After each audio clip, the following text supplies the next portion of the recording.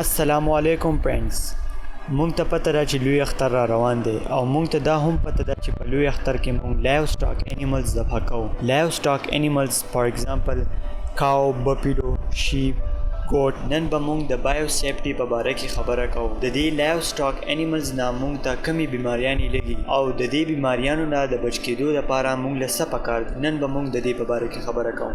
مونږ له پکار دي چې مونږ خپله وضیحه صحیح او صفا طریقه باندې وکړو. د دې لپاره مونږ له د یو څو طریقو ضرورت دی. دې نه به مونږ د بیماریانو نه هم بچیو او زمونږ ماحول به هم صفایي. 200 انډیویډوالز باندې یو ریسرچ شوی چې هغوی ته یې ویلي و چې تاسو به وضیحه کوئ او که نه. نو په هغې کې 75% خلکو ویلي و چې او مونږ به وضیحه کوو او 21% چې و هغو فیمیلز نو هغو وی نه او باقي 5% چې کوم و هغو وی نه مونږ به وضیحه نه کوو.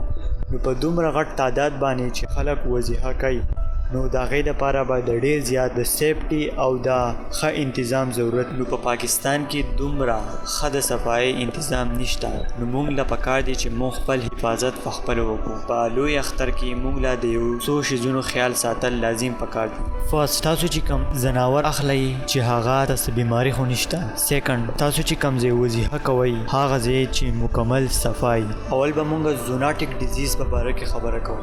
نو زوناټیک ډیزیز څه ته وایي؟ زوناټیک ډیزیز هغه ډیزیز ته وایي چې هغه د انیملز نه هیومنز ته لګي. ساینسدانانو دا معلومه کړې ده چې په لسو کې د شپږو نه سیوا انفیکشس ډیزیز د انیملز نه هیومن ته خورېږي او په څلورو کې 3 نوي انفیکشس ډیزیز چې دي هغه هم د انیملز نه هیومنز ته لګي. CCHF کرایمین کانګو هیموراجیک فیور دا زوناټیک ډیزیز دی. دا په هر کال کې په پاکستان کې خلکو ته لګي. اول به مونږ دا خبره کوو چې دا بیماری څنګه لګي.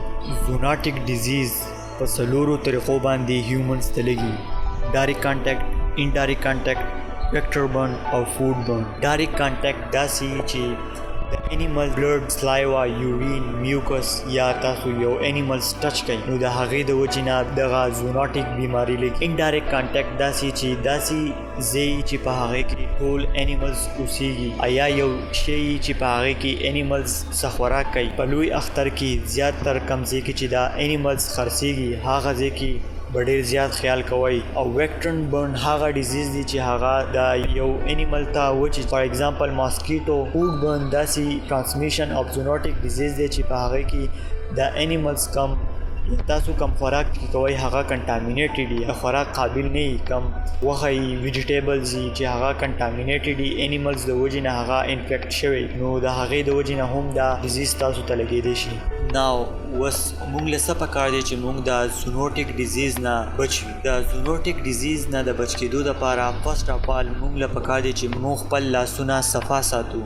سیکنډ مونږ له پکار دی چې مونږ د هیومن او د انیمل هیلث اویرنس سیوا کو. تھرډ مونږ له دا هم پکار دی چې د هیومن اینڈ انیمل هیلث کمیونیکیشن چې دی هغه هم مونږ سیوا کو. او څلورمه خبره مونږ له دا پکار دی په انیملز باندې کم ویکټر ډیزیز تاسو کې چې هغه مونږ الیمینیټ کو، مکملی ختم.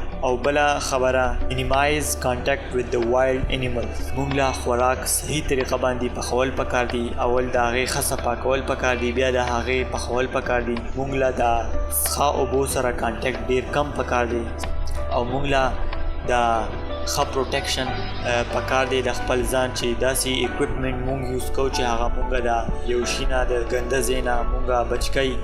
نو مونږ له هغه قسمه اکوپمنټ اغوستل پکار دی چې هغه مونږ د یو ګنده ځای نه بچ ساتي یا د ګنده ماحول نه بچ ساتي.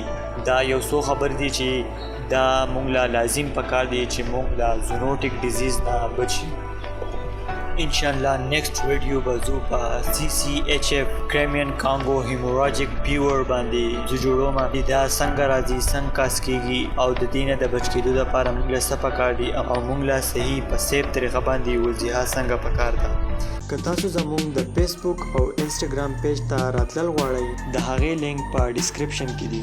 که دا ویډیو ستاسو خوښه شوي نو دا ویډیو ضرور لایک کړئ او کامنټ وکړئ او شیر کړئ دا ویډیو د خپل ملګرو سره او سبسکرایب کړئ زموږ د یوټیوب چینل. د دې سره به تاسو نوي نوي شیزونه وپېژنئ او ورسره بیل آیکن هم وایئ. د دې سره به تاسو ته پته لګي چې مونږ نوې ویډیو کله اپلوډ کړله. او په آخر کې د کتل لپاره ډیره مننه.